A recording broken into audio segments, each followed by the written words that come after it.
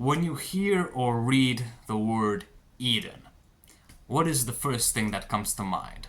What do you compare the Garden of Eden to? Last night I was reading a poem by the one and only Pablo Neruda, probably, arguably, the greatest Spanish-speaking poet in all of history, of all time. And in it he mentions constructing your Eden with a couple of leaves. And that made me realize, when I think of Eden, of the place, of heaven, when I think of heaven as a place, or as a state of mind, whatever heaven might be, I think it's a state of mind, but we'll talk about that later, I think of my local park. And after that, I realized immediately why I consider myself to be a jolly person, a happy person. Because my heaven on earth is a 5-minute walk away. And I think that kind of also correlates to the depression epidemic we're all living through.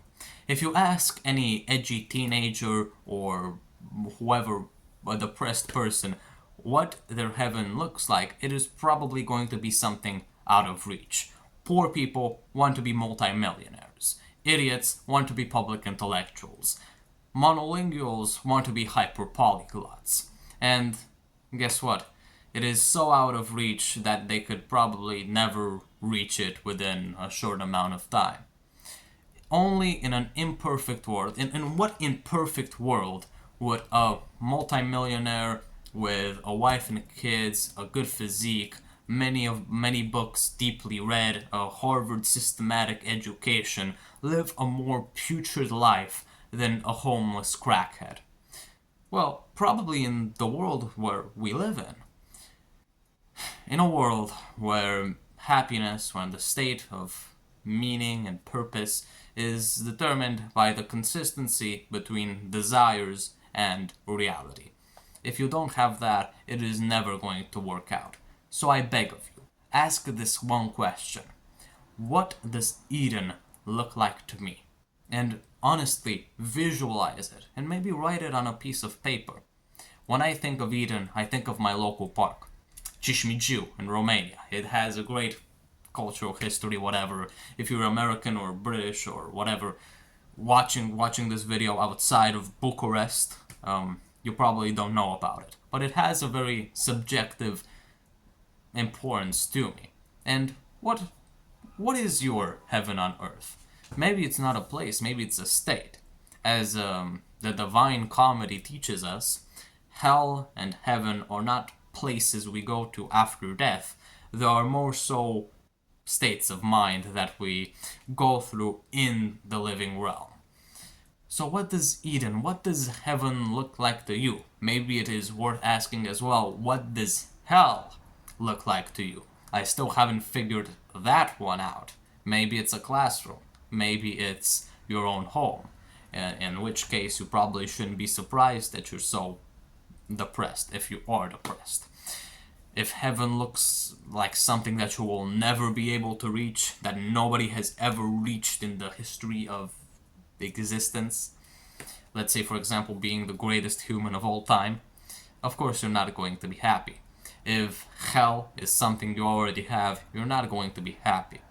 But if you imagine Eden, heaven, as something that is already so close to you, as something that you could just take a 5-minute walk towards and already be there, or as something that you have already achieved a long time ago, you're probably not going to be that unhappy.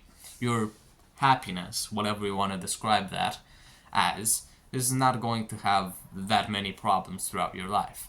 And if hell is something that you've gone through, that you have defeated, that you have learned something from, that is also going to be the case. Depressed people, if you were to ask these two questions to depressed people, what does heaven look like to you? What does hell look like to you? They would probably mention heaven, define heaven as something they will never be able to reach, that nobody has ever reached, that is just impossible to achieve, and hell as their current situation. Of course, if they're a baker working in New York, they're not going to be saying, oh, hell is being a baker in New York. They're never going to be saying that out loud. but they're going to actually hide it between many layers of nuance, of subtlety. They're probably going to be saying, working a 9 to 5 in a metropolitan city, and that gives us many clues to what their hell might be. Their living hell, the state of mind that they are currently in. And I just think that's important to know, that you need to create a very good mental image. What is hell for you? What is heaven for you? And if you can't realize it, if you can't define it, just wait. Wait. And once you define it, you know what to... No. Once you define it, you know what to aim for. And once you define it, and you actually get a good image of those two things, work to make the heaven, your desires and your reality as in simpatica as possible, as aligned as possible, whilst keeping in mind that you should be changing your desires more than who you are, but that who you are can always be improved.